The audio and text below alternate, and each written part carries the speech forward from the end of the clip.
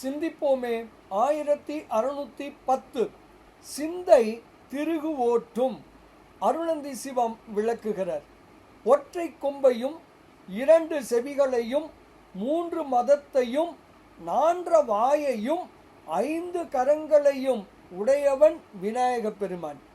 இந்த விநாயக பெருமானை கங்கை ஆறும் வளைந்த பிறையும் கொன்றை மாலையும் தாழ்ந்த சடையும் உடைய சிவபெருமான் நமக்கு தந்தருளினான்.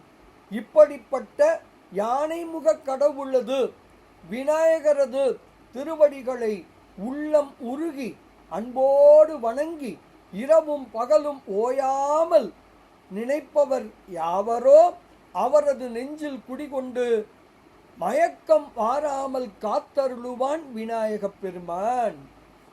பிரம்மா விஷ்ணு ஆகியோரது பதவிகள் கூட ஒரு பொருள் அல்ல என வெறுக்கச் செய்வான் விநாயக பெருமான். சிவமாம் தன்மை எனும் பெரு வாழ்வையும் அவனே தந்தருள்வான்.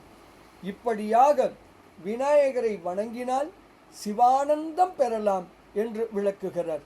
பாடலை காணலாமே. ஒரு கோட்டன் 2 செவியன் மும்மதத்தன் 4 வாய் 5 கரத்தன் 6 தரு கோட்டு அம்பிறை இதழி தாழ் சடையன் தரும் ஒரு வாரணத்தின் தாள்கள் உருகோட்டு அன்பொடும் வணங்கி ஓவாத இரவு பகல் உணர்வோர் சிந்தை திருகுவோட்டும். அயன் திருமால் செல்வமும் ஒன்றோ என்ன செய்யும் தேவே.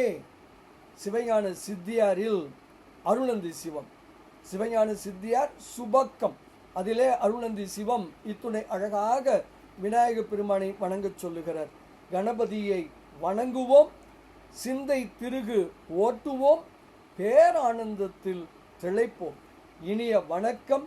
சிவாய நம.